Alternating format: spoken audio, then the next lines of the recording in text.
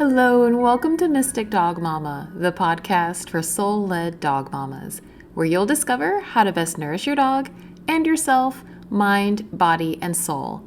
I'm your host, Dr. Alexia Meller. Hi there, and Happy New Year! I hope you had a wonderful holiday season and that 2025 is off to a beautiful, expansive start for you and your pups. And thank you for joining us for our second Fetch First Friday episode, where Stacey Renphrey of Hozho Hounds and I are talking about a health condition that we feel doesn't get enough attention, and that is CCD, or Canine Cognitive Dysfunction. Also referred to as Doggy Dementia, CCD is a health challenge that affects a large proportion of senior dogs. Up to 60% of dogs over 11 years of age are said to develop it. And it's a condition that really requires a multi-pronged approach to nutrition and wellness. So Stacey and I wanted to talk about it and look at how our F.E.T.C.H framework might provide some useful ways for you to approach it. If you are new here, F.E.T.C.H stands for Fresh Food, Energetics, Targeted Approaches, Curiosity, and Holistic Health. And it's the same framework that Stacey and I both use in our canine nutrition and well-being practices to help get to the root of a health challenge and to help clients identify other veterinary and complementary supports that might be needed. In addition to our membership community where we teach you how to apply this framework to your own dog, we are hosting the special Fetch First Friday series on the Mystic Dog Mama podcast, where we'll take a health condition of your choice and show you how you can apply the F.E.T.C.H framework to it. It's our hope that in sharing this with you, we can help you confidently make informed decisions for your dog. If you have a health challenge that you'd like us to cover in this series, please message me on Instagram at Mystic Dog Mama, leave a comment, or connect with me through my website, mysticdogmama.com. Today we look at what CCD is and what symptoms you might notice in your dog, how CCD is diagnosed, and conventional approaches to managing it with diet and with supplements, fresh food approaches to managing and potentially preventing CCD, how MCT oil and other healthy fats may benefit dogs with CCD, and how a 2,000-year-old TCM document highlights how supporting the kidney, heart, and gut may be helpful to managing the progression of CCD. We'll also talk to you about building a support team around you and so much more. Just a reminder that we're not vets, and this should certainly not be construed as medical advice. We highly encourage you to speak with your holistic vet about any health challenges your dog is facing. Our hope, though, is that you come away from this episode with some practical things to look at to best support your dog. Now, before we dive in, just a quick note that this episode is sponsored by Aspirationary, which in full transparency is another project of mine, where we create books, notebooks, and stationery to support you in becoming all you aspire to be. I'm really excited to announce that we have released a Spanish language version of our popular My First Period tracker for young girls and tweens, in order to increase menstrual literacy and empower young people to become advocates for their menstrual health. You can learn more about our books on our Instagram page, which is Aspirationary, spelled Aspirationery. Okay, on that note, let's go. Hi, Stacey. Hello, we're back again. We're back again. Welcome, everybody, for our first Fetch Friday, the first one of 2025. And you said it, because neither of us can say first fetch. It's a real tongue twister. It is a First tongue fetch. twister. It is a tongue twister. I hope that everybody had a lovely holiday season and that 2025 is starting off on a good footing. And today, I hope that everybody also checked out our very first Fetch Friday, which was on Yeasty Beasties, and that was helpful. If you've not checked that out, definitely go back and listen to that one. And that will give you a little bit more of an indication too of how we are looking at structuring these first Fridays that we're going to be doing with Fetch, of teaching you what our Fetch framework is and how we think it can be really the missing key for you pulling things together for your dog's health and kind of fighting that urge to piecemeal everything and ending up with a supplement graveyard and ending up with trying all the things and not necessarily seeing the results for your dog. We're teaching you our F.E.T.C.H framework that we use in our own canine nutrition and wellness packages and practices, but teaching it to you so that you can get basically some other support on things that you might want to be thinking about as you're dealing with any kind of challenges with your dog. So, as we mentioned in the last episode, we're going to be taking different ailments or health challenges or conditions that you want to hear more about. So definitely leave a comment, message us. You can get in touch on my website, mysticdogmama.com, or on hozhohounds.com, and reach out to Stacey and let us know what would be helpful for you in terms of different conditions you might be facing or that you've been curious about. And then we'll take them through the F.E.T.C.H framework to kind of talk about how they have been traditionally and conventionally approached, and then how taking this way of looking at things might actually open stuff up for you and help you to find some helpful directions for your dog. Yeah. Absolutely. And it gives us more rabbit holes to go down, so bring it on. And we love rabbit holes. As Oh, yes. manifesting generators with a 5-1 profile, both of us, we live for this stuff. So very excited. Keep it coming. But today we decided that we're going to focus on an issue that both Stacey and I were talking about doesn't necessarily get the airplay that it deserves and that would be helpful. And that is, what do we start to do with some of our senior dogs, primarily senior dogs, that start to develop issues like canine cognitive dysfunction? And what is recommended kind of conventionally for that, and some things that you can be doing to help support your dog if your dog is facing it, and also some things that we can be doing hopefully to help prevent that or to manage it if it does occur. So that's going to be our focus for today. Absolutely. Yeah, it's for me, you don't see it enough being spoken about, I don't think, in terms of it's very much about the puppies and then just kind of other health conditions that happen, but we're kind of almost forgetting that these golden oldies and this condition that affects so many realistically.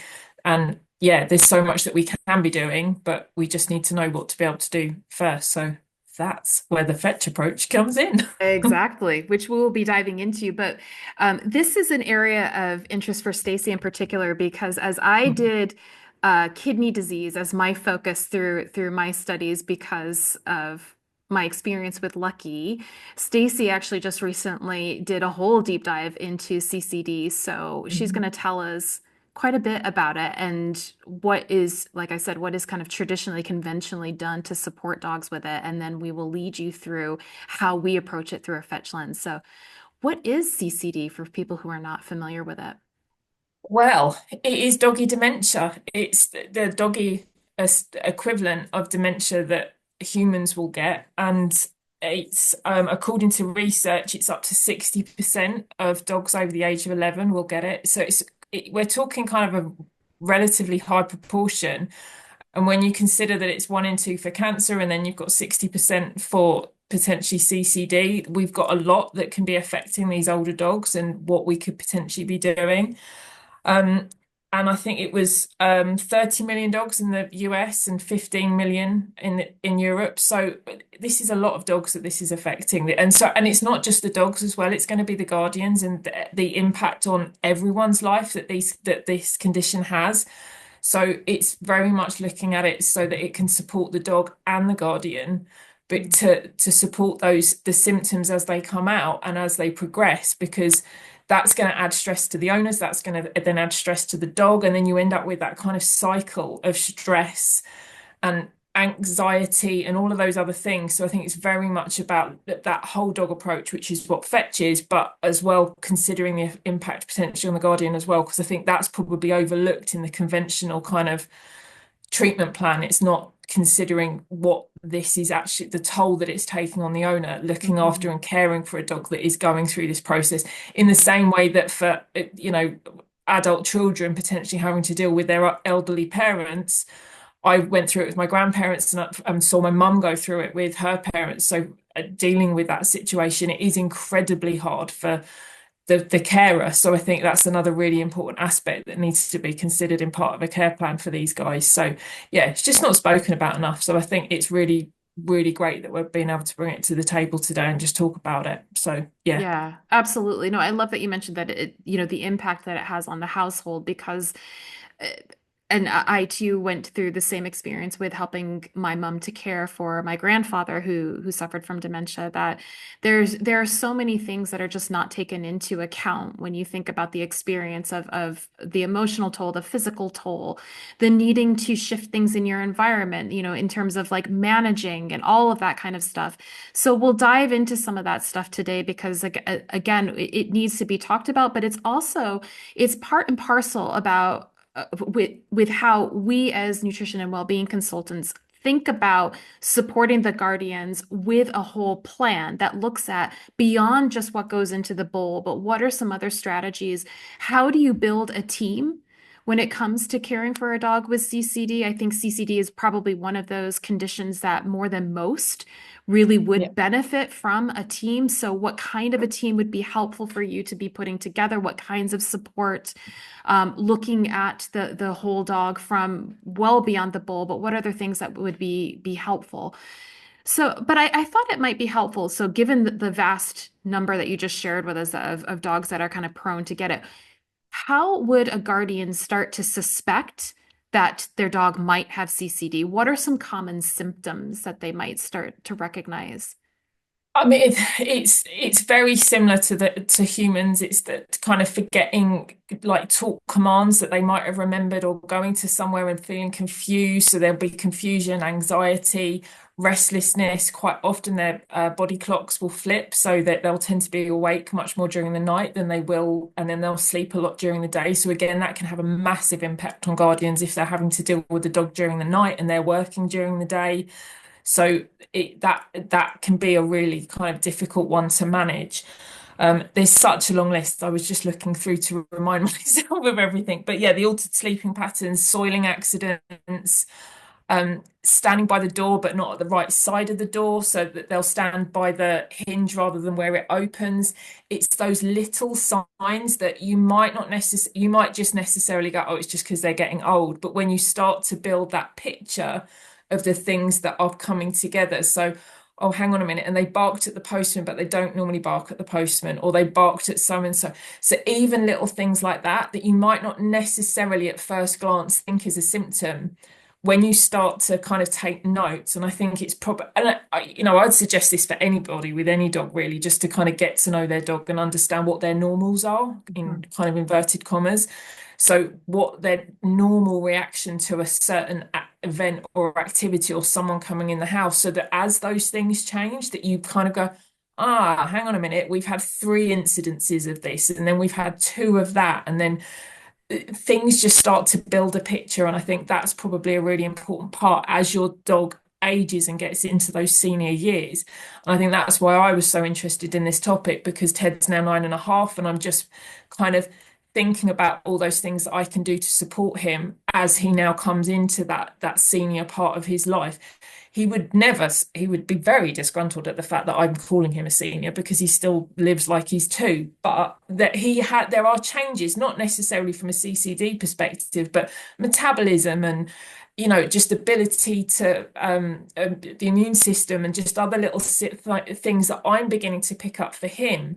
So I'm just starting to kind of be aware of those things, so that I can track them over the next few years to see whether there are major changes and whether there's things that I need to be concerned about. So I think that if you've got an older dog that's kind of 8, 9, I think it would probably be really beneficial to kind of just keep a little bit of a diary, keep it, just doesn't have to be every day and everything, but it's just, if something starts to happen on a regular basis that isn't from their previous normal, just take note, just be aware of it and add it into that kind of puzzle pieces of your dog. And I think that's probably a really important part of starting to understand what those symptoms are, because they will present so differently for each dog.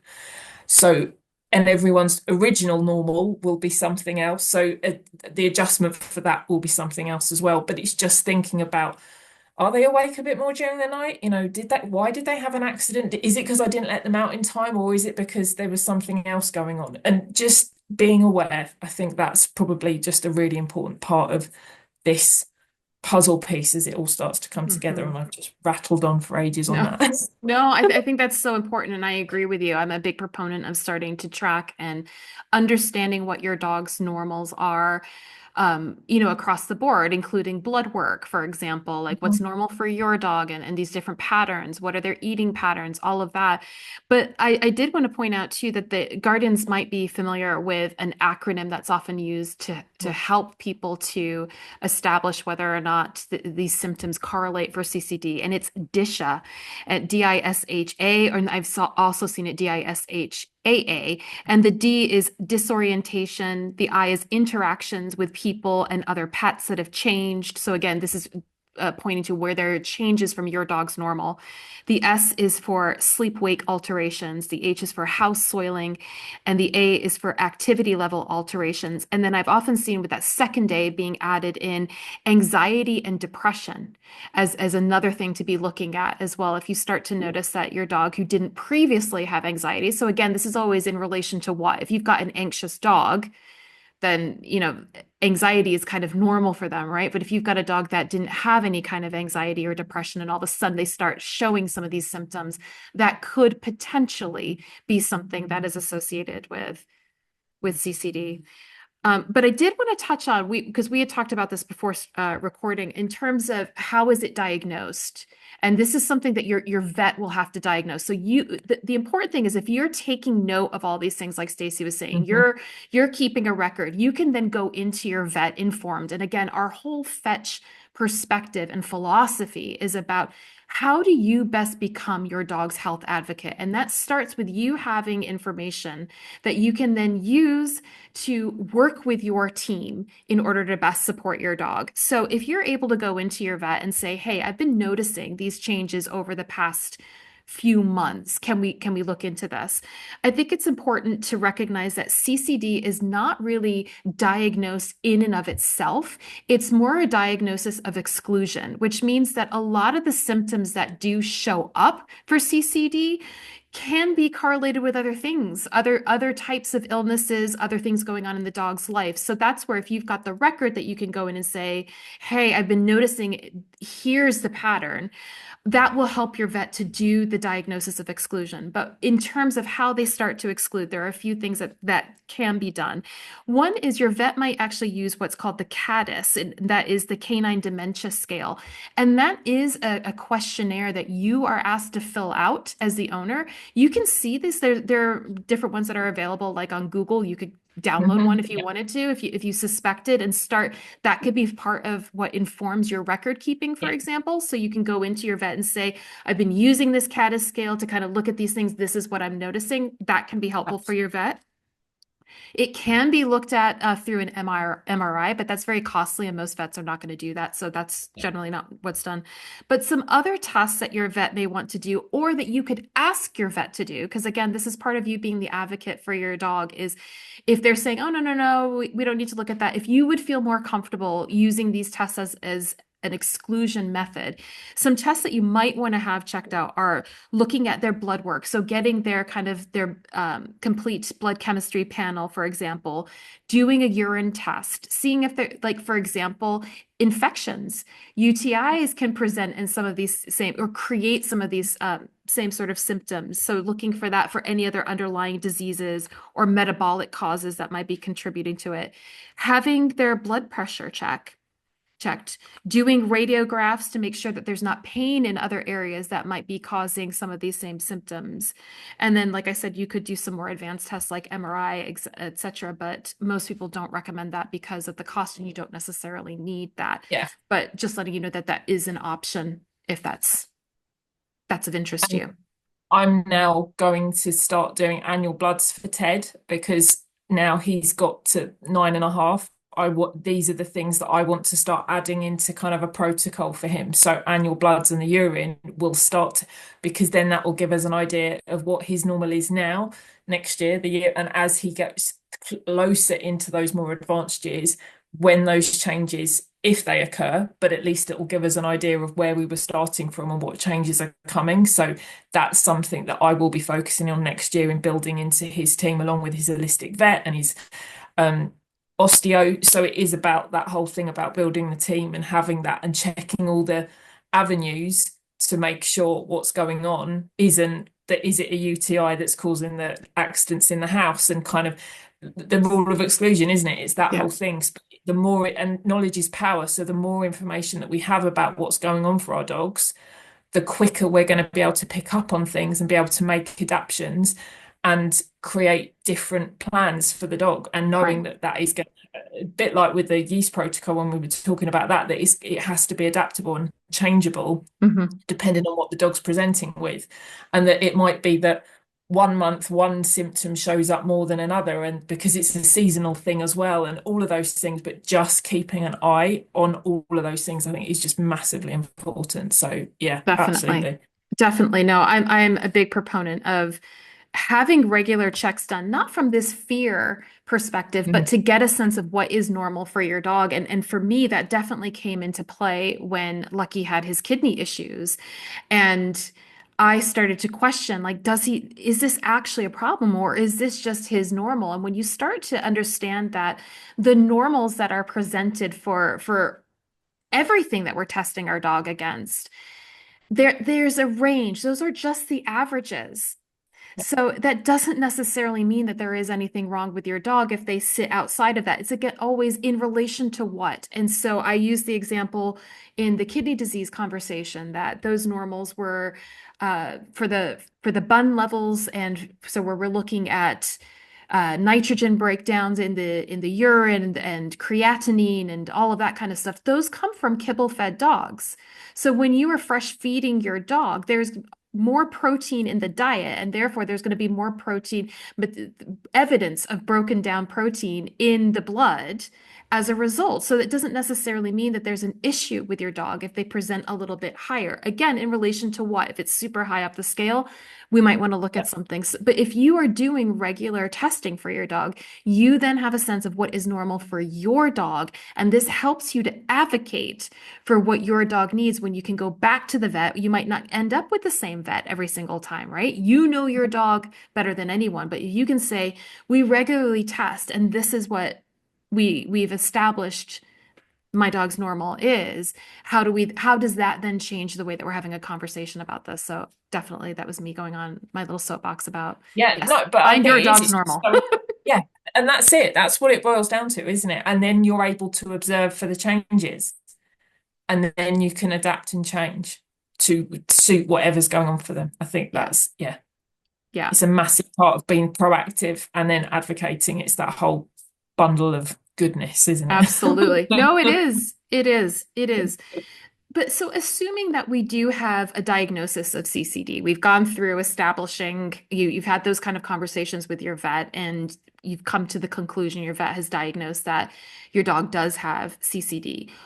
What are the kind of standard conventional protocols for then how we support a dog with that?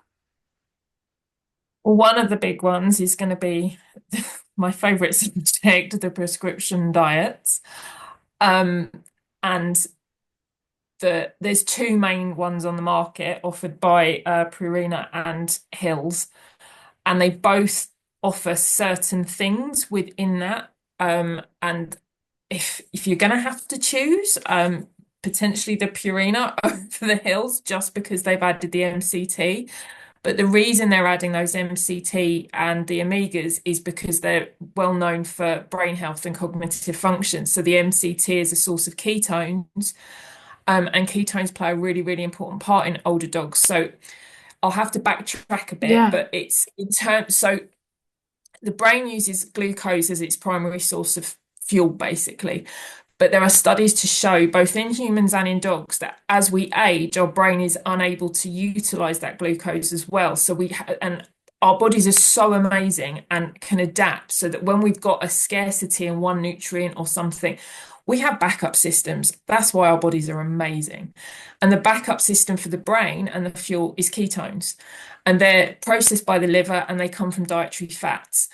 So MCT, which isn't coconut oil. I do just it is synthesized from coconut oil, but it isn't coconut oil because it's medium chain fatty acids rather than long chain, which coconut oil is both. So we just want the medium chain fatty acids.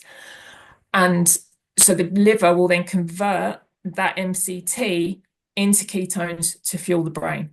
Beautiful. So that's why Purina, they're the only ones that add it. Hills don't. Although potentially they do. They just, on the ingredients, they just put oils and fats. But there's no, much like many of those diets, there's not much clarity about what the actual ingredients are. So they've just put oils and fats in there. And they add omega-3 because of I think it's everywhere now that kind of omega-3 is like a superfood, supplement because it's so good for brain health, anti-inflammation, all of the good stuff. So it's recommended. And in the small animal, I can never say, is it small? No, small animal clinical guidelines. Is that right? Small companion animal nutrition. Yeah. That one. So in that book, which is kind of where Small Animal Clinic Nutrition Guidelines. There must be an acronym for that, sure, because I can't do it. SACN. But that one, SAC. Okay, that's it. I can work with that.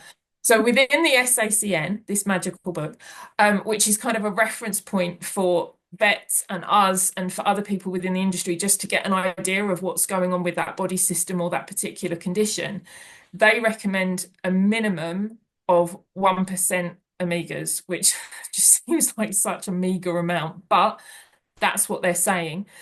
Purina doesn't quite hit the 1%, but the Hills does hit the 0.9%, I think. But again, these are fats, and this is when it's not been cooked. So this is on a spreadsheet at the beginning when all the ingredients have been put together, and that says that that's what's in it, but that isn't necessarily what translates to what's going in the bowl at the other end. But that's a whole other discussion. Or what the body is uptaking. But I just want to interject at this point too, because I think it's a really good point for when you're talking about these companies adding these things in part, that whole notion of having to add it in is because the AAFCO and FEDIAF guidelines for adult dogs, so those are the guidelines that commercial pet foods are required to use as minimums to understand the minimum of what nutrients have to be included in a food. For puppies, omega-3 is seen as obligatory, but for adult dogs,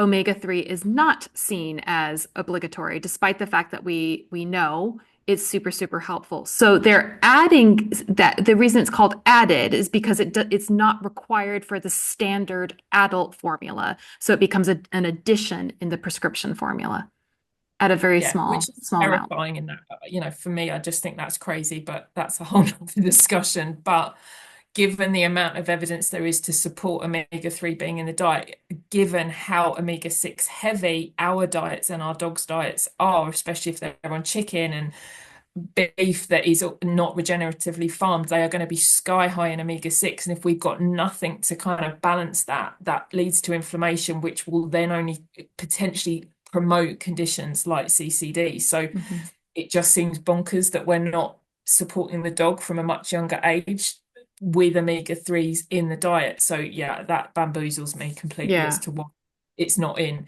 And there's no guidelines for MCT either, because like the FEDIAF, they've got the puppy guidelines and they've just got adult dog. There is nothing.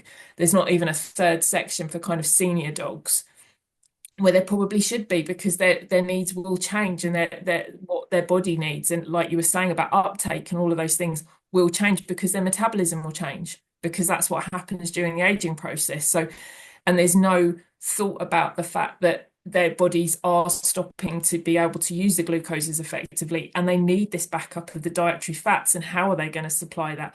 But if it's only 6.5% MCT that's gone in on a diet that is predominantly carbohydrates, because they use maize and starch and those other products, and yes, they are proteins, but they're not a complete amino acid profile. There's so many question marks over the quality of what that actually gives the body.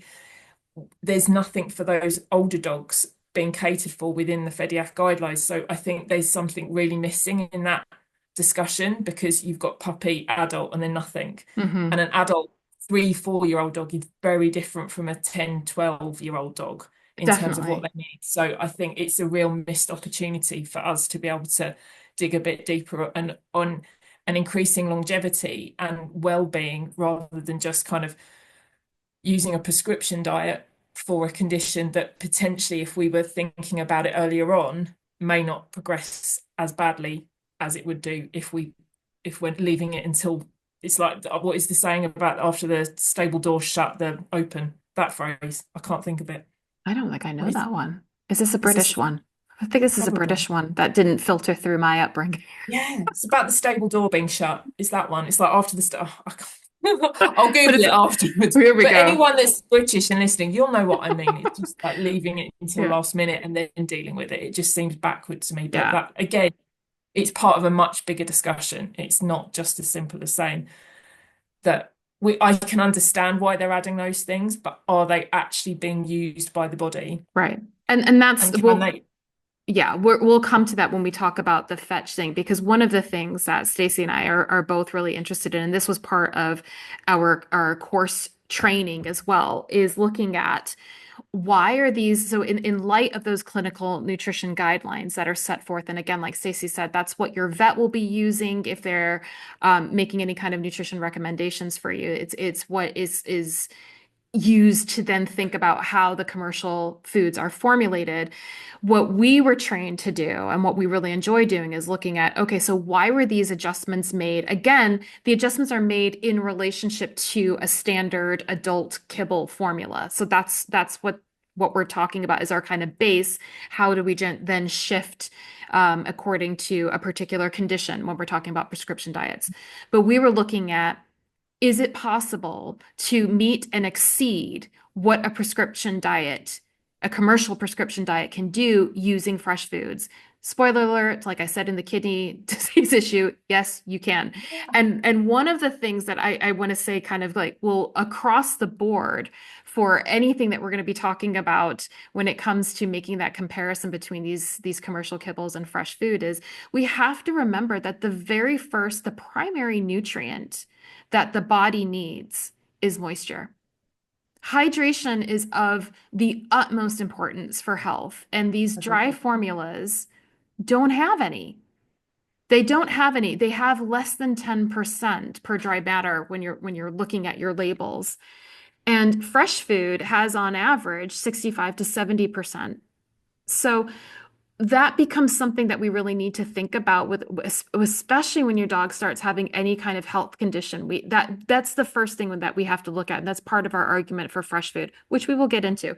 But I just wanted to kind of highlight that as we're talking about this here. It's something that really separates it, and we have to bring that back into the conversation when we're thinking about health. But back to what these commercial diets are doing, why they're either adding something in or why they're reducing things, etc. Can we maybe look at a little bit what is going on in the body from a kind of like biological perspective with CCD, where so you've talked about how the brain can no longer use glucose as the primary source of energy. So that's one. So that's where we're wanting more ketones from the fats in order to provide energy. But I know that there are some other changes that are going on within the body and why things like antioxidants become important to consider. Can we talk a little Yeah. bit at this point about that stuff too? Yeah, because the antioxidants and the body's availability to be able to deal with the my brain has literally just left the building. But With the free antioxidants, radicals. thank you. That was the word I was looking for. But the body's ability to deal with those free radicals and the with the antioxidants decreases as well. So, and again, a lot of the antioxidants, your vitamin E and C and D and the fat soluble ones. So again, there's a connection to this dietary fats and the body's ability to use them and utilize them properly. So again, it's all linked, and that's why when we get to the fresh stuff, you can see how you can build this picture of what's Mhm. going on. But omega-3 levels drop. There's so many changes that are starting to happen within the brain and the body that you that you can't not look at it as a whole system. Right. You can't you can't avoid looking at it as a whole system because there's so many moving parts within it that you have to be able to think about all of those together rather than it just being, well, we just need to add MCT because it's the brain. Well, actually, no, there's other systems within the body. And then it could be that you end up with something like a kidney disease or a kidney issue alongside that, particularly if you're feeding a prescription dry diet for a brain issue.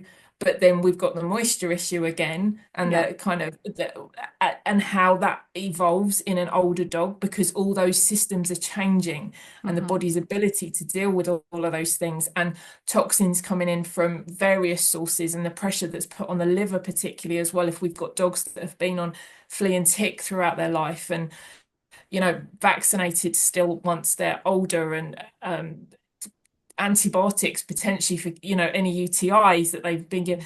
All of those things will be playing a part in this bigger picture of what's going on for that dog. And I think liver support is so important. And again, there's no mention of that anywhere in F.E.T.C.H about supporting the Right. liver and the detox pathways. And all of those things will be changing as the Yeah. body ages. And it's so that the more that we can support those systems, you're going to have a much better overall chance of managing a condition like CCD. Yeah, definitely. And some other things that start to happen too is that, and this relates to the free radicals. So the free radicals are floating around the body and they're damaging cell membranes essentially. So that's where it becomes a concern. So cell membranes and nerve cells become more vulnerable to damage due to them being less efficient at being able to maintain a kind of normal balance. And this is where we also start to hear if you have a dog with CCD, you might start to hear things about like mitochondrial cofactors being a concern. And the mitochondria is the part of the cell that's basically referred to as the powerhouse. It's what produces energy. That becomes a lot less efficient. And so we start to then look from a dietary perspective, what are some things that can help the mitochondria become more efficient, getting stuff into it in order for it to then create the energy that's needed by the body. So we'll get into some of that. But if you have a dog with CCD and you're reading some of these things, you're like, what on earth does this mean? This is where I do think that it's one of those conditions that is helpful to start looking at what's going on in the body as a whole and how do we approach it from a whole systems perspective, because things like antioxidants are important for all systems of the body. Or like Stacey pointed out, I mean, this was one of the things that came up for me in my research on kidney disease and how a lot of kidney disease is associated, it's not always, but it is associated with aging as well as the kidneys, just like the brain, become less effective at doing their job. But then we compound the problem when we are feeding the dogs a dry food, and that just leads to a chronic state of low-grade dehydration. And so that's going to cause even more issues with the kidneys and in other parts of the body. So it's a great example of a condition where that really benefits from taking that whole dog approach. And when you are doing things that support the brain, you are doing things that support the rest of the body. So it's a win-win when it comes to managing this. And I think one other thing just to kind of reflect on in terms of the prescription diet again is that I think the other part of the discussion to bring in just around the prescription diet and the potential issues with those for dogs that are aging and have already got kind of these issues going on within their body systems is the impact of the processing that the food goes through and a byproduct of that, which is advanced glycation end products, otherwise kind of known as AGEs. So they're formed when sugar combines with fat and protein through a process called glycation. And it's relevant in relation to the fact that a lot of those diets, because there's so many carbs in there, and even though they will be classed as proteins, they're a real high source of carbohydrates. So when you've got that system, that process going on, and we have to remember that these kibble diets are ultra processed foods, so they are cooked at extremely high heats, and we end up with this kind of toxic byproduct of these AGEs, which if you've got a brain that's already in decline and then you're adding another potential thing that the body is trying to detox, or in the case of antioxidants, trying to deal with and get out the system and stay on top of, we're just adding more fuel to this fire that is going on within the body, and the body's constantly trying to find homeostasis. The body's constantly trying to work with what it's got and to find that state of bit of balance, but it can't when we're constantly throwing all this stuff into the bowl and into their environment, and it struggles. So I think that just adds to it's just another thing to add to the kind of why potentially those diets aren't going to work for Yeah. a dog that's got CCD. Yeah, So exactly. another part of the discussion. Excuse me. Exactly. And I think it's worth mentioning too that there is no cure for CCD. So this is very much about taking an approach of management and also taking into consider the well-being, as we said earlier, of the dog. And I mean, this is where there is a parallel with kidney disease as well, because you can't get rid of kidney disease, but you can halt the progression of the disease and create a higher quality of life for your dog and for yourself as well by taking some steps as soon as you start to see that those symptoms are kind of creating a pattern, and talking to your vet and then looking at how you best support them. But I thought it would be helpful as well if we could talk about some of the kind of conventional approaches beyond so prescription diet being one thing. You might also see some different supplements that are marketed for CCD, so we can touch on that and what that's doing.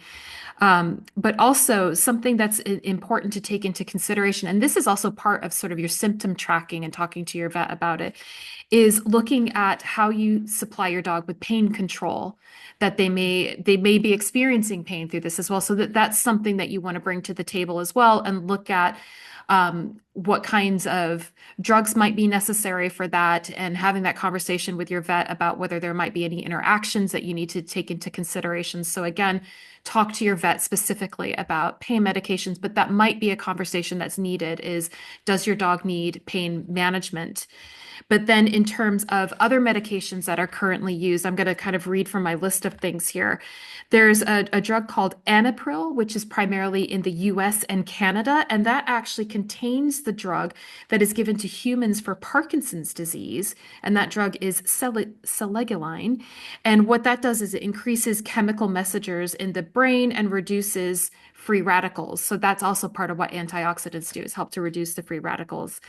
Another drug that you might see if you live in the UK is nicorgoline, and that helps to enhance blood flow to the brain and is thought to help to enhance the transmission of neurons. If you were in some European countries and Australia, you might have come across a drug called Vivitonin, which is a branded name of propentophyline.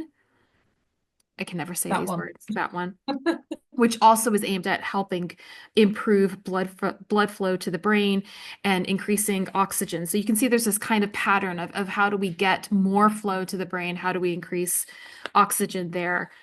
But that's the primary kind of drugs that you might be seeing. In terms of supplements, you might come across SAM-E, so that's capital S, capital A, capital M, and then lowercase e, and that's an amino acid that's effective at improving signs of CCD.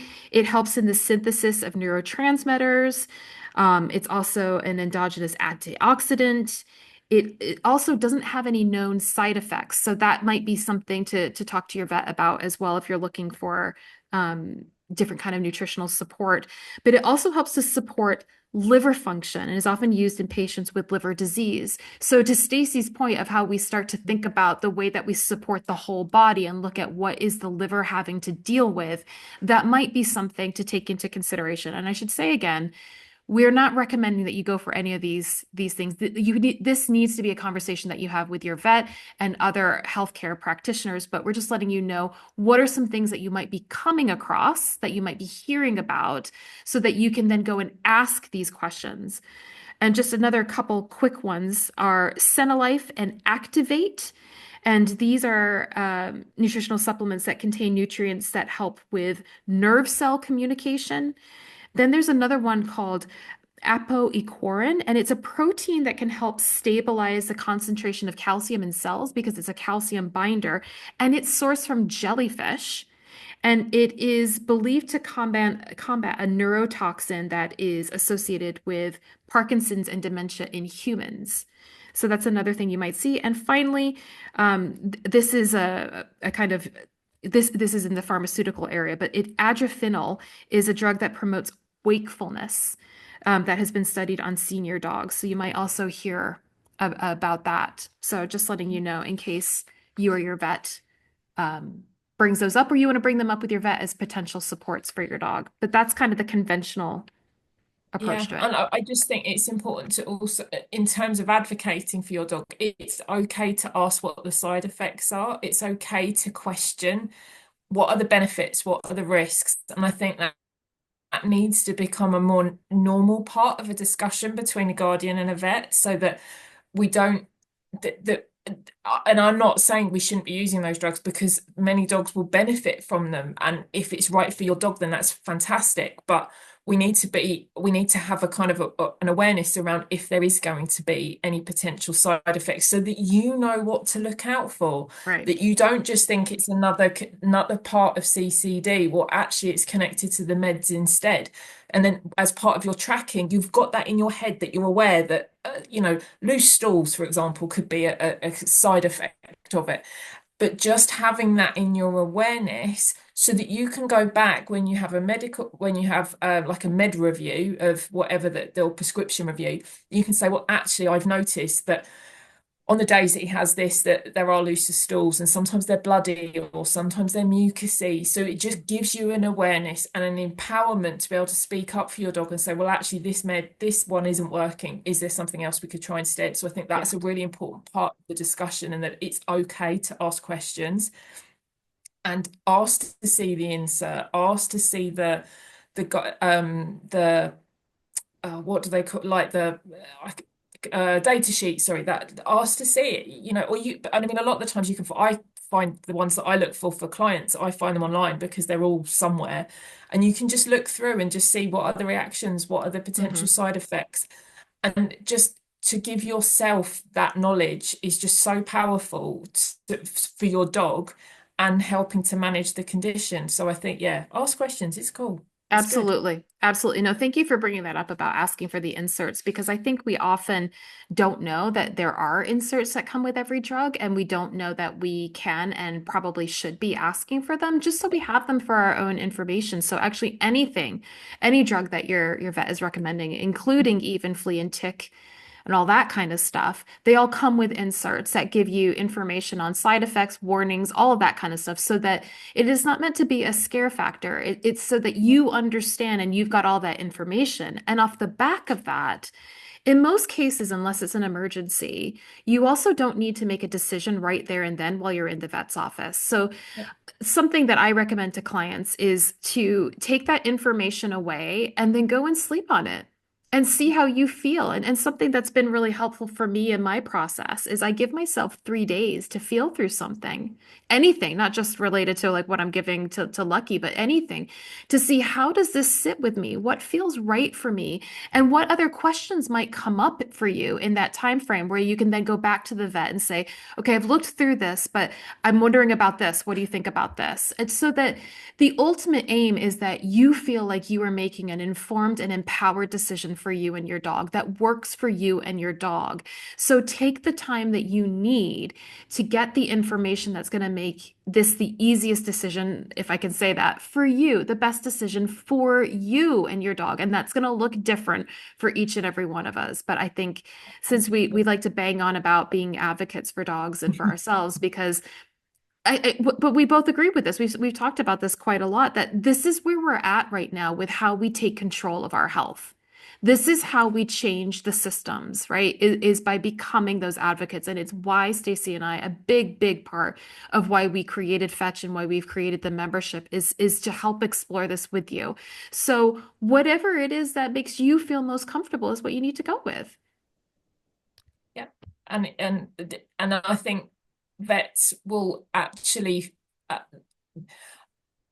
get on board with the fact that more people are starting to ask questions, because then it opens up a dialogue between you, and it shows that you're kind of invested in making this work. And then it's not that we're anti-vets at all, it's just that we want to work with you, but we want all the information to make the decisions that you were saying that fit for us, our family, our situation, the dog, the everything. We want to know the information. And I think because it's and it's the same in the human health space as well, that the white coat just gives you the medicine. They've told you that it's okay, but we've been silenced almost, I think, to not ask questions, that it's just okay to accept that, when actually it's okay to ask questions, and that we need to kind of push back a little bit to take that power back and have control over what's going in our bodies and our dogs' bodies.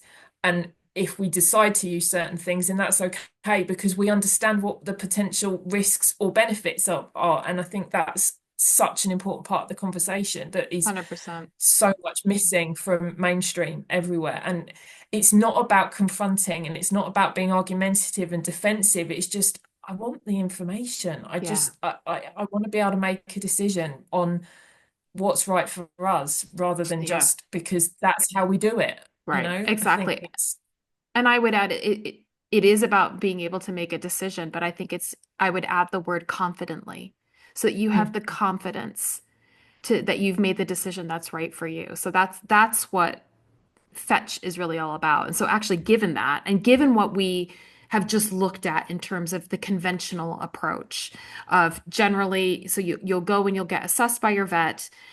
Oftentimes, there would be the recommendation for the prescription diet that's looking at potentially adding in some MCT, but not all of them, possibly some antioxidants, possibly some omega-3s in order to help with brain support.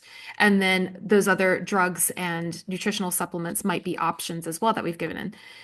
From a fetch perspective now, how can we actually approach something like CCD in order to best support our dogs, both when they might have been diagnosed with it, but also perhaps to help mitigate that or to lower our risks of developing it. So if we're going to start from the F for fresh food, how can fresh food support CCD? Why? And what are we adding in that might be helpful for us to start considering? well, so no, well, for Moisture, me, moisture it's for one. Number one, yeah, moisture. the functional hydration perspective, it's moisture rich. We're hydrating the body, we're hydrating the cells and fueling the mitochondria and doing all that wonderful stuff. So that has to be the first big tick, just purely because it offers so much in terms of offering the body the hydration that it needs. And we're not just talking water, because it's very different. It's actually supporting the whole body and the cells and everything. Water just it's just a wet whistle, isn't it? It's not really, Yeah. it helps, but it's not always as effective as getting and adding things like bone broth and which we're both huge advocates for, is another beautiful thing, and it's fresh to add to the diet. So yeah, just Yeah. yeah. And I think it's important to say, so we're prefacing all this too with a conversation around, or I should say, an understanding of bioavailability. And what we mean by that is kind of getting away from the spreadsheet mentality or the kind of label mentality that says this food contains however many milligrams of zinc. That's my general example of zinc that but we have to look at so how much of that one is it in a form that the body can actually recognize and uptake because this ultimately becomes a question of absorption. How much of that is actually getting into the body and being made use of? And so much of what informs that or impacts that is the form that nutrient is presented to the body in. And that even includes moisture. And generally, when we're talking about moisture, that is like water, it's fats, but so it's kind of a mixture of that. But we're dogs, even more than humans, and cats, even more than dogs, get their moisture directly from their food. It's very little of the hydration that ends up in the body that comes from drinking because they weren't designed for that. We weren't really designed for it. We're just better at it. So that's why we even talk about like for us in the summer eating foods like cucumbers and watermelons and that kind of thing. Yes, it's because they have electrolytes in it, which is part of what makes that moisture much more readily absorbed in the body, but it's because we get it from food. Dogs even more than us. So we need to take that into consideration. And that's why offering fresh food is a better bioavailable option for your dog than just offering a bowl of water, because that means that the body is able to recognize it and make use of it. It's all about how does it make use of what's presented to it. So that's where we're kind of going with all of this. And just adding on to the bioavailability kind of discussion part, it's about about supporting the microbiome as well, because if we've got this bioavailable fresh real food that will act as a prebiotic to feed the good gut bacteria, we can't get that from a dried kibble food, because essentially it's already been cooked. It's done at such high temperatures that nothing that would have been kind of living and beneficial to the gut microbiome would actually be making it in. So even when they say that it's added probiotics and things, the likelihood of how much benefit and utilization the dog's body will get from that is very, very little. So the fresh bioavailable part of that discussion is huge from a microbiome perspective.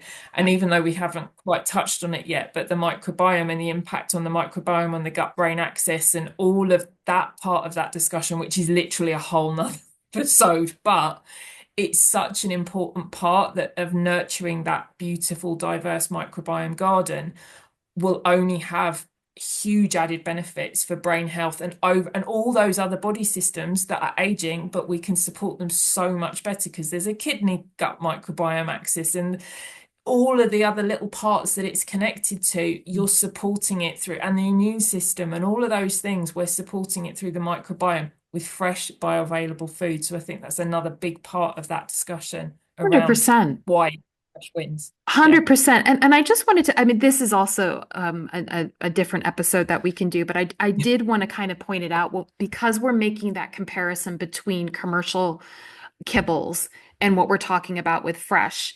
This again comes down to label reading and understanding what's actually going on. When you look at the ingredients list, and I'm not going to go into everything about the food labels because like I said, it's a whole episode.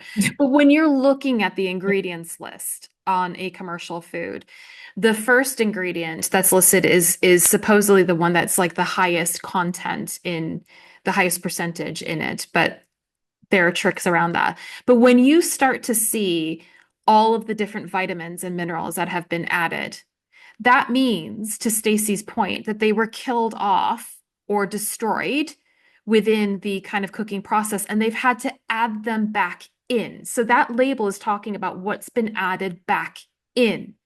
When you look at a fresh food label, if you're buying commercial fresh food, generally it won't, especially if it's made with whole foods, if it's quote unquote complete and balanced to that standard and is made with whole foods, you won't see all those different vitamins and minerals listed because they haven't had to be added back in because they exist in the food. So I've had people say, but oh, does it mean that actually that my fresh commercial food doesn't have vitamin A because it doesn't say that it's got vitamin A? No, what it means is that it exists in the food. It's not had to be synthetically added back in. So I just wanted to add that as a clarifier because that also speaks to bioavailability, that a lot of times those synthetic mixes that are added in are the cheapest, lowest quality, and often the least bioavailable. So again, meaning that the body doesn't even recognize it. So it might say it's got a certain amount of zinc in it, but that doesn't mean that that amount of zinc is getting into into the dog's body at all. In actuality, a fair percentage of it is actually being excreted in poo. So we have to take those things into consideration when we're starting to look at how do we make those decisions around diet to best support our dogs with these ailments like CCD. So just wanted to add that in. And then you're able to add in those small oily fish, whether it's sardines, sprats, mackerel, as a really lovely bioavailable source of your omega-3s going straight in, and it's vitamin D in there as well, and just packed full of all this amazing goodness. For me, and I think I speak for you as well, I don't include salmon. I just thought I'd have this quick discussion around salmon because I don't utilize salmon with any of my diet protocols, because the predominant salmon that we can get hold of is farmed, particularly within the dog food market. And I'm speaking from the UK. Obviously, I don't know what the market is like in America. You may have more accessibility to kind of the wild caught stuff. But in the UK, you see the colours of the stuff coming in. It's like that grey pink color that is, and it's meant to be this deep, bright orange color that's vibrant and lovely, but it's not what we get. So I tend not to use it because it's a bigger fish, it's going to absorb more toxins. So I don't use salmon within it. I will stick further down the food chain. I will stick with the little guys because they're generally wild caught. They will generally have just eaten the algae. They would have eaten their part of the food chain rather than salmon that is so commercially farmed and that is processed and not fed a species appropriate diet. And even though it's sold as being an omega-3, because of that, they generally omega-6 high. So again, you're kind of making everything a little bit wonky. Whereas the smaller down the food chain, or even an algae oil, which is a beautiful source of DHA and EPA, if your dog's intolerant to fish, can't eat it, doesn't like it, it's another source because you've gone direct to the source. It's what the salmon and all the other guys would have eaten to create the omegas within them. So Right. that's just my little caveat on salmon. And Yeah. salmon, it applies to salmon oil for me as well. I don't use salmon oil again because most of it is stored in plastic bottles, and as soon as you open it, you've got oxidation, rancidity issues. So I just tend to stay away from that, just to minimize the risk of the toxins, because going back to the liver, we don't want to put that pressure on the liver to have to deal with that. We want to be able to give the cleanest source of that bioavailability. So I think that's just an important thing just to mention about fish, because everyone Absolutely. jumps on the salmon and the kind of salmon oil bandwagon, and I'm like, mate, let's just rethink that a little bit. Yeah. Yeah, exactly. But this also goes back to your point of like what works for the dog, where what works for your sourcing, all of that kind of stuff. But they are just things to kind of take into consideration as you're trying to Absolutely, make yeah. decisions around That's this. how yeah. And if Yeah. that's what you have available, but or you've got a really beautiful source, great, fantastic.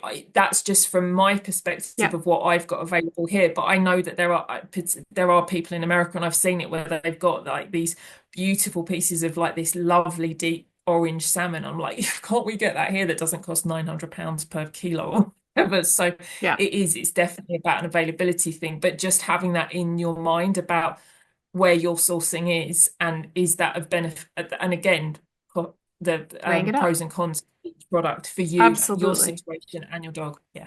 Absolutely, absolutely. But one of the things that is really beneficial with fresh food, obviously, that, and again, just to preface for those who didn't hear us speak about it before, when we're referring to fresh, we're talking about both raw and gently cooked. That's our kind of term, is fresh food to describe both of them. But not only are they more bioavailable, but we're also big advocates for the fact that you can, especially if you're doing this from a DIY perspective, you can start to customize things for your dog. But we see as well that because the nutrients are more bioavailable, they've not been broken down through the really high cooking process. We don't necessarily need to add in, like I was saying, all of the different things that we would be thinking as quote unquote supplements. So this is how we can potentially avoid a supplement graveyard where you're trying to add everything in. You might not necessarily need to. But from a fresh food perspective, some things that are helpful for CCD are things like you might hear of it is recommended as a supplement at times, but the amino acid L-carnitine that is recommended for brain health. It's meant to help with brain function. And we were talking about the mitochondria before being the kind of energy powerhouse of the cell. This helps build that energy up for the cell because it transports fatty acids right into the cell's mitochondria where it can then create energy. So that's something to kind of consider. And that is found in things like beef, pork, chicken, red meat, organs are great sources. So having this in your dog's diet will automatically be providing your dog with some L-carnitine. And because it is in the fresh form, it has a better absorption rate than you would even have if you were to supplement it. But I did want to say, I came across some research that was talking about how some breeds they kind of naturally suffer from carnitine deficiency, so they certainly could benefit from supplementation, meaning they would need extra amounts. And those breeds are like Doberman pinchers and boxers. So if you've got a Doberman pinscher and a boxer, again, that's just something to kind of look at what does your individual dog need. They might actually need supplementation. So again, a conversation to have with your nutrition consultant or vet. Some other things that we can add in. What did you find, Stace, Well, I mean, from a fresh I was looking perspective? at it when I was looking at it from kind of an antioxidants point of view as well, in terms of getting the vitamin A and the C and the E in. So that's using some veggies and um, pumpkin seeds and those types of things for Yeah. vitamin E and wheat germ oil. Because again, from a raw and a fresh perspective, that vitamin E can be one that kind of gets dismissed off. It's not necessarily one that's kind of high on the agenda. I mean, we obviously consider it, but it's not something that necessarily naturally occurs within an 80-10-10 or some, and that's why you will see that a lot of the commercial diets will be adding either a wheat germ or a seed of some description into to make up that vitamin E. And vitamin E is such a powerful part of the antioxidant discussion that it's a really important one to be considering. So, and again, so the vitamin A and the C is for the stress, because vitamin C is brilliant for stress. So, and it's an antioxidant as well. So some of those veggies and feeding the rainbow. So again, and that's going to feed the microbiome. So we come back into that loop again of the antioxidants, the microbiome, the immune system. So it's just gorgeous. And I think another one to consider with fresh and the bioavailability is B vitamins, because there's a lot of research now coming out. There's an amazing guy from a human perspective called Dr. Patrick Hawford, who I watched a lot of in while I was doing all my research. And the B vitamins and the way that we synthesize them, and the B12s and the brain health and stuff, it's a massive topic. And they're now beginning to, it's the not synthesize, sorry, methylation, and how we methylate these vitamins and use them within our body. And I was just reading here that it's well documented that high homocysteine levels can increase the risk of dementia in humans. So homocysteine is metabolized by two pathways that require B6 and B12 and B9. So deficiencies in those can then lead to these high homocysteine levels. So again, the body's trying to find that balance and that homeostasis, but if it hasn't got the tools to do the job, it's not going to work so well. So the B vitamins, again, because they're water soluble in a dried food, are going to be kind of cooked out. And even though on the spreadsheet at the beginning they're there, is that actually what ends up in the bowl? We have to question that. But from a fresh food perspective, the B vitamins are found in all the meats, the eggs, the organ meat, all of the stuff that is such a predominant part of a fresh diet.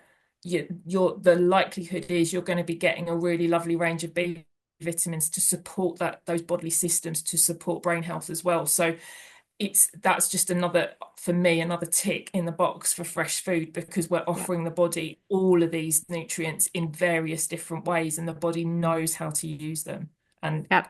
use it to maintain homeostasis, which is what it's always trying to do. So yeah, Exactly, which just another means tick. balance. Homeostasis just means that the body's balanced, which changes all the time. But a top tip as well, that with you bringing up B-vits, if you are gently cooking your dog's food, so if you're using like a crock pot, for example, to cook the food, one way to ensure that you aren't experiencing nutrient loss with those water-soluble vitamins that kind of like leach out in the cooking process is the juices that kind of come out through the cooking process, just pour them right back in. So that's a way of ensuring that you're kind of keeping the B vits in there. But also, as you were mentioning, like eggs and stuff for the protein, they're also another great source of choline, which is a nutrient that is really helpful with both brain development and synthesizing neurotransmitters. So that's often recommended for CCD. But you can start to see this trend that everything that we're recommending for CCD is stuff that we would recommend for a help to keep your dog healthy generally. So these are things that you can be considering well before your dog reaches the senior years to kind of keep them in top shape. But I wanted to ask you as well, or in terms of the kind of plaque feature that starts to happen often with CCD in the brain, where this amyloid plaque kind of develops, and that's part of what they're looking at with the MRI. So if your vet does do an MRI, that they're seeing this kind of like calcification that starts to happen. I wondered if you could kind of touch on how we might be able to support that. Is there a way of supporting that aspect of CCD through foods and stuff? Did you come across anything specifically in yours? I I know didn't you were, do because I was predominantly focusing on the dietary fats because my focus was the fact that the brain is 50-60% fat. So yeah, why are fats so important within the diet? So I didn't touch on that part right, as much because and from listening to Patrick Holford as well and the discussions that he was having in terms of that um there's some question marks in the human field around what impact that's actually having on right. conditions like Alzheimer's. So it wasn't a focus that I was looking at because the facts for me were the really important things and Yeah, how the body is utilizing them and how we can get them into the diet through fresh food versus these kind of overcooked fats that end up in the prescription food. But I think you yeah. found some stuff on the energetic side of stuff, didn't you, for I me? did, but it Yeah, was more from the TCM perspective that I yeah. was seeing stuff. So that's why I was kind of curious if within your fat kind of research and discussions, if anything was really brought up with that. Because the only other things I was really seeing are things like turmeric extract. So the curcumin that's in turmeric could be helpful with the plaques, green tea extract, black pepper, which you would want to pair with the turmeric in order to make Yeah. it effective. Um, but yeah, I can talk about the energetic side of things, but I didn't know if there was anything that you kind of Yeah, I came hadn't across with seen that much just because I had focused so much on the on the fats bit fats. and just looking. But I just also seen the note on there about the shiitake mushrooms. They're one of my favorite additions to recipes just because they are there's so much evidence now to support anti-inflammatory that they're packed Yeah, full of so many good things for the gut as well. So shiitake mushrooms, and you've also got turkey tail as well, which is brilliant for brain health. So there are other components that you can start thinking yeah, about from a fresh perspective of how you can utilize some of these functional foods within diet. yeah, It's just, yeah, it's yeah. magic. Absolutely Lion magic.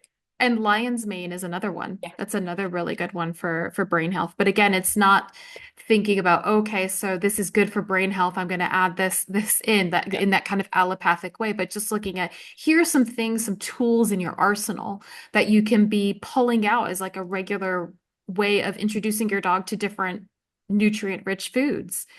But I also wanted to pick up on before we transition over to energetics because we've addressed the whole ketone kind of conversation of how the brain is using that for energy, but other antioxidants that are found in food, but that I also found in my experience with kidneys for with Lucky, as well as my research, and this might be something you might want to consider supplementing or talking to your vet about supplementing, is things like CoQ10. That is a fantastic antioxidant that you do find it in even foods like heart, for example. It is found in the body, but again, um, if you're using it if you're looking to use it for a therapeutic approach, you might need some supplementation. So that's where it's worth talking. But know that that's another option, and also selenium, and that also works closely with vitamin E in terms of vitamin E's ability to be or support for the body as an antioxidant. But those are some other things that may be worth talking to your vet or a nutrition consultant about. Yeah, and it's just being aware that there are so many options available, but not remembering not every one of them has to go in the bowl. Not Right, not right. every one of them is going to work for your dog, and it so that's why using this fresh approach as we work through the next few stages, it'll help you clarify and build a picture of what may or may not work for your dog, rather than just going, I've seen this great product and this is a superfood that's going to work, and it might not be the case. They are superfoods, but whether they're right for your dog is Yeah. why the fetch process works, because it'll help you through that process of understanding whether it's the right fit for your dog. Exactly. So Because yeah, otherwise you just end up with so many. 100%, 100%. And again, this is meant to kind of simplify things for you, of giving you a framework to kind of work through. And then you would then take what we're saying and then look at doing the fetch approach for your dog, which will look different from Stacey doing it for Ted, which will look different from me doing it for Lucky. But it's a way for you to help customize by getting familiar with what are the kind of key things that we have found helpful as nutrition consultants in getting to the root cause of things within our clients' dogs and being able to support them. But so with fresh, with the F for the fresh food, we've talked about the benefits of it being bioavailable, that you're not killing off the vitamins and minerals, you're not destroying them. That also, if you're doing it DIY, like we mentioned, that you can customize and you can add specific things in that will help boost the nutrient profile for CCD. But then when I was looking into energetics, and when we're talking about energetics for E, we're talking about the energetics of your dog. So knowing what your dog's energetic profile is, as well as the energetics of the foods that you're going to be feeding, but also kind of like the energetic profiles of different dis-ease, different dis-eases, right? Like they have their own energetic profiles. So it's bringing all of those things together in a conversation that is going to be most beneficial. So there is, again, saying that there is no one way to do this, but we're going to talk to you a little bit about first, you want to know the energetics of your dog and work with that, which also will change according to the season. So again, in relation to what? Like, so how you're going to think about supporting your dog's energetics in the winter versus the summer, they will look different. So you want to take that into account. But something that was really interesting when I was looking at CCD through the lens of traditional Chinese medicine, I came across some research that was sharing that there was a document from ancient China that is like over 2,000 years old, where they were already studying dementia in humans, which to me is just mind blowing. And to kind of back up, and again, I'm not an expert in Chinese medicine by any means, but I'm very interested in the philosophy of how it talks about a whole body system and understanding the interplay. And now looking at from the research that we're able to do in our modern world, applying technologies that they didn't have 2,000 years ago, where they're actually proving they were spot on. They were totally spot on with They had this. it right back. Totally. But they refer to, so if you've heard me speak with other people in other episodes of the podcast from a Chinese medicine lens, you'll know that there are these kind of patterns of dis-ease that exist within the kind of vernacular of Chinese medicine, where we might talk about a pathogen as having dampness, like, or you might hear like damp heat. We've talked about stagnation, these kinds of things. One of them is phlegm, which sounds totally disgusting because nobody really likes really likes phlegm, but it's an accumulation of dampness where it's started to become like sticky kind of thing. And so that was talked about in this document in relation to dementia as the plaque that exists in the brain. So what starts to happen is this sort of from that Chinese medicine language, phlegm starts to develop in the brain. And so from a Chinese medicine perspective, you start to look at how do you move that phlegm? How do you break it down and move it? And so one of the things that they do is looking at it from a kind of food therapy perspective. But there's also this correlation in traditional Chinese medicine between energies that exist within different systems of the body. So when I was talking about kidneys in the kidney disease episode I did with Katie McCall, we were talking about kidneys representing the house of the Jing energy, which is your life force energy that you're born with, that your dog is born with, and that over time starts to dissipate with age. So there is a relationship between the Jing energy and therefore the kidneys and the brain, which is about Shen energy. And there's a connection between the Shen energy and the heart energy as well.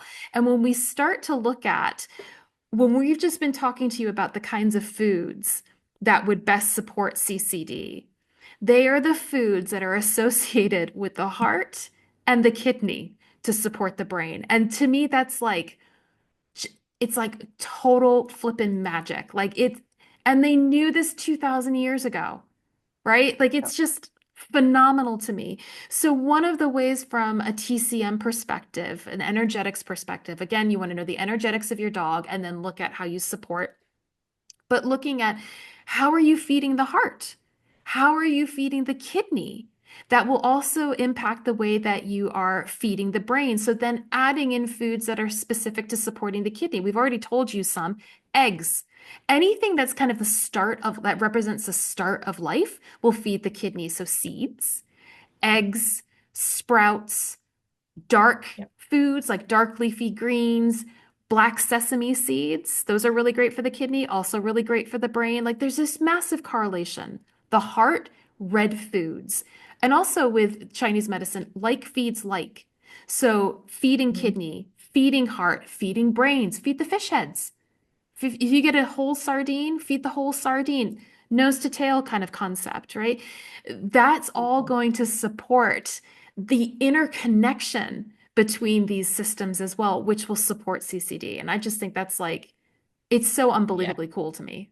It is so beautiful to kind of when you see this whole pattern come together of just, well, that's linked with that and that's linked with that. It's so mind blowing. And I think another thing with TCM and this kind of energetics part of it is to kind of monitor when some of those behaviors are happening as well to see if there's any correlation with the body clock. So in TCM, there's a body clock so that is it 2 hours, I think, every 2, 3 hours, that there's a kind of shift in body systems that's kind of processing during that time.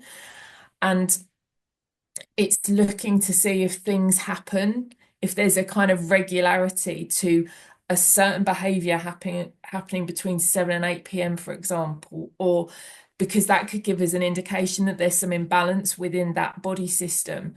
And for example, for my Ted recently, over the last 6 months or so, he's had some seizures and they've all happened within the pericardium window. So when I spoke to his holistic vet on Monday, because he actually went for some acupuncture and some treatment, and because epilepsy and these seizures, it's brain related, it's all those, it's a similar issue. She was fascinated, like, oh yeah, this is pericardium, and he'd been under stress, so and it's protective of the heart. The pericardium is the bit that wraps around the heart and protects it. So when I started to think about all the things that had been going on for Ted and understanding that bigger picture, there'd been a lot of stress in the house because of renovations and my husband being away.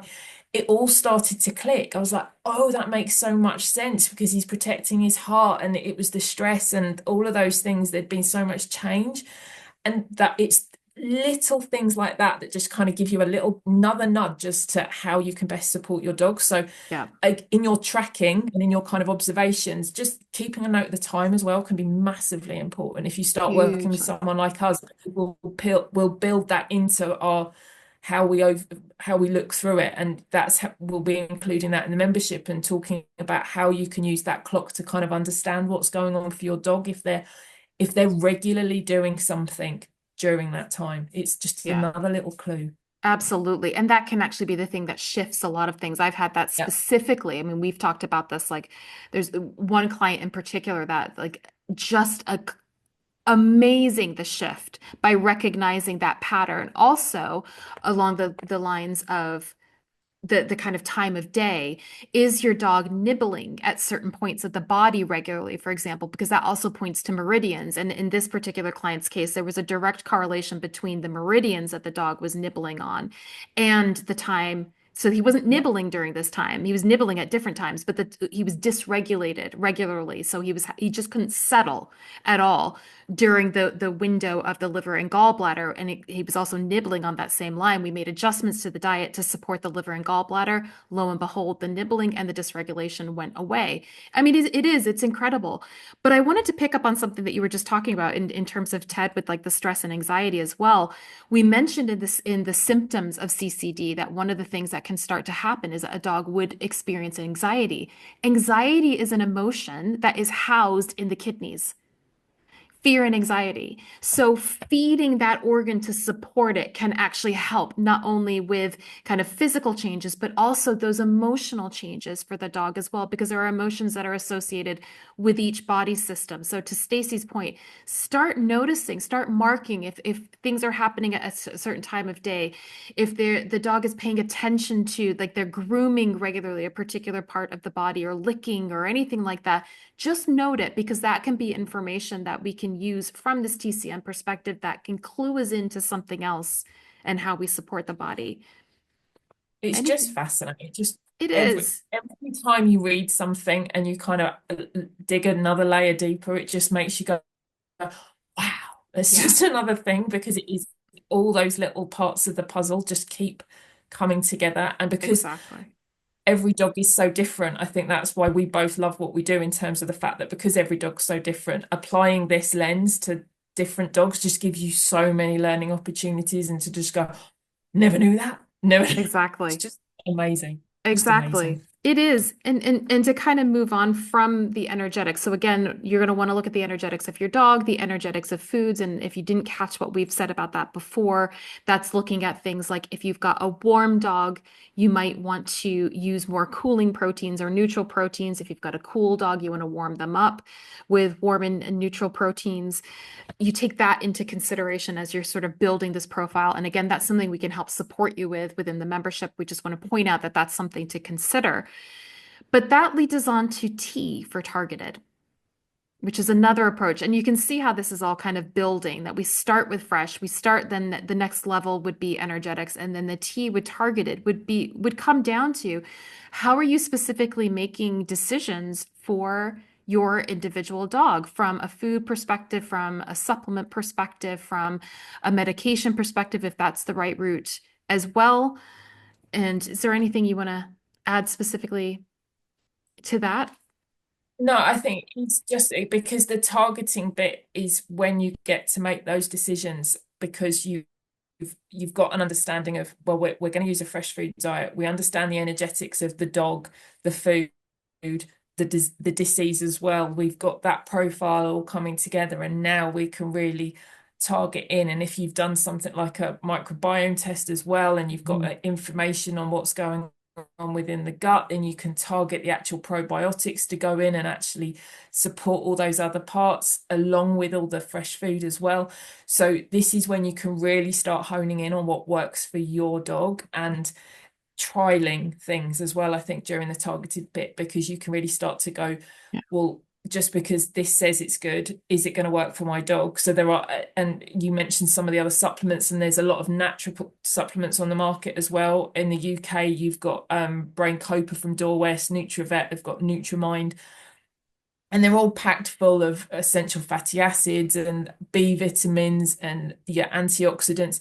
So again, they're drawing on all the research, they're drawing on all the information of the stuff that we know that the bodies need. But again, there could be other components within those that might not work for your dog. So again, the targeted bit is when you get to turn boxes over and turn things over and, well, are all those ingredients going to work for my dog, or do I need to do them singly, or do I need to trial one on its own before I try the next one and try a layered approach? Or do I use this one in winter, but I don't use it in summer? Right. Because we're gaining all the other knowledge through the other steps previously, that's when this is the fun bit. Yeah, it is. This It is the fun is. bit And because you I can actually start to 100% you can tweak it. And I love too that the T sort of sits at the center of the Fetch acronym and the approach to this too, because it is the hub and it's the other components built to support that. Because on the other side of T, we've got curiosity. And this is looking, like we were saying, like even looking at, is my dog doing something repetitively at a particular time of day? Are they nibbling at a particular part of the body? Have they gone off activities that they liked to do before? Are they acting a little bit, this is where you start to put on that lens of like Sherlock Holmes, right? And you're kind of looking at things a little bit differently, not with trying to look for what's wrong. You're just looking at what is different or what is going on that I might not have paid attention to before. And so having yeah. something that you can track this all of a sudden by applying intention and attention to something, you'll start to see other things that you would have missed before that can actually give you some really good information that help you with understanding the energetics, with help you understanding the fresh food, with helping you to target other things that you might want to do, including even asking questions like, who else do I need in my team to Yeah, support this? I think that's a big one massive that also ties into H of holistic health, where it goes beyond just like we were saying, what goes into the bowl, but what else is needed for my dog in terms of the team? What else is needed for my dog's environment? What else is needed for me as the guardian to deal with this? Yeah, 100%. Yeah, because if you have got a dog waking during the night and you're trying to work, how can you build a support system in for you as well? And I think, like we said at the beginning, this is not something to just get on with, because the more stress that you feel about it, they're going to feel about it and lead to that anxiety. So making sure that you've got time for you within that and managing it and creating a support network around you as much as the dog, I think is massively important, and not to be kind of overlooked, because it's a heavy load to carry if you've got this dog that is struggling with this condition and getting confused. And this is your best friend, this is someone that's probably been with you a long time and been a part of your life for a long time, and then to see them change and deteriorate in that way is going to take an emotional toll as well. So there's all, what practices can we do for ourselves? Can we put a meditation track on for both of you and listen to it together, and that all those the calming music and all of those things, can you add that into the holistic approach of managing this as well, so that you both benefit? You can ground together, you can just be in each other's presence without having to kind of be doing something or kind of being busy, but just be together and just relax into that energy together. So there's so many parts that can come under that H for holistic, in terms of other things that we can do to nourish ourselves and support ourselves during that process. So yeah, Absolutely. And I huge. would I would add into that, like, if energy healing practices appeal to you, like Reiki, that you could be doing for yourself, you have done to yourself, and you could be doing it for your dog or have done for your dog. Also, things like acupuncture and those sorts of things can be hugely beneficial for both of you. That kind of a thing, but it definitely is one of those situations where a team approach that includes practitioners that can be helping you, but also what is the support network that you're building around you, and whether that be friends and family or whatever, to deal with this. And even looking at things like, how do you manage the environment that the dog is in order Yeah. to remove stress from the dog and from you, so you're not worrying that they're not safe, for example. So all of those come into play when we're thinking about a nutrition and well-being plan for dogs with CCD. But again, these questions are the same things that we want to ask earlier on in the dog's life, and feeding these foods and taking an energetic approach. If you've listened to my conversations with Rita Hogan, she talks about how feeding inappropriate energetics for your dog, and she's looking at net energetics, like, so overall, are you feeding a warm dog warming foods and herbs and stuff all the time, and pushing them into that disease state, that actually dis-ease state exists in the extremes. And so if you're feeding inappropriately energetic foods, that can be contributing to various dis-ease states. So being conscious of these are things that you can take control of. And again, talk to appropriate professionals, or come into the membership and have conversations with us and other pet parents, so we can help you figure this stuff out for your dog. Yeah, it just builds on the whole process, and that when you get to the kind of that H bit, there's so many things that then could come off of that, because there's so many opportunities and there's so many options out there that you could delve into depending on what resonates for you. So Mhm. but you might not have heard of some of these things before. You might not have even thought of connecting that to looking after your dog. But actually, when you think about it, you go, oh my God, that's a great idea. Why hadn't I ever thought of sitting and playing a relaxing track and enjoying that together? Why hadn't I thought about some of those things? Because it's just not spoken about. It's just not part of a traditional kind of care plan from a vet, or in the mainstream. It's not Yeah. considered, and it's that's why it's the final stage. It's like that last little nugget that we hadn't ever considered before, about Yeah. building the team and all of those other things, because it Yeah. just doesn't get thought about enough, I don't think. Exactly. Or even how things like enrichment activities can be super beneficial for dogs with CCD. And so it's not about training. It's about giving your dog things that are using their mind, but how that can also be part of how you continue bonding with your dog. And so that comes back into the well-being kind of conversation. So there's so much. Is there anything else, Stacey, that you want to talk about when it comes to the fetch model before we sort of No, I wrap don't. it up? No, I don't think so. I think it's just for me. I think it is just, how do we think about this from a much earlier, from a more preventative, and kind of supporting them from a much earlier age. But I appreciate that's not going to be the case for everyone. But what can we do if and when we get a diagnosis? Then there's still hope. There's still so much that we can do to make that transition stage so much easier for everybody involved, and nutrition will play a massive part of that, along with all the parts of fetch. it's a way of life. Mm-hmm. That's essentially what it is. It's a way of life. It is. It is. And I think that's why we both resonate so much with traditional Chinese medicine approaches, because it is a way of life. It's a philosophy of what health is and how you live. And Fetch is very much in accord with that. And so I guess now's a good time to say, if you enjoy this way of thinking about health and you're curious about how you can apply the Fetch lens to working with your dog, come and join us in our membership space, because as we've said before, it takes a village to raise a child. It takes a village to raise a fur child as well.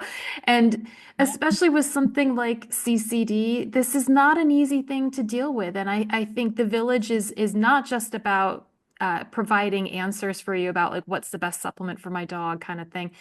You know, Fetch is really about the community in Fetch is really about supporting you as the pet parent to feel confident in being your dog's health advocate. And hopefully this translates into you feeling confident to be your own health advocate too, because the two go hand in hand. So if you want to learn how to do this for you and your dog in community, in support, with loads of resources, with access to Stacey and me to help answer your questions and help you to put this into practice, then come join us in our Fetch membership, which we are launching very, very soon. All coming together. There's lots of big plans.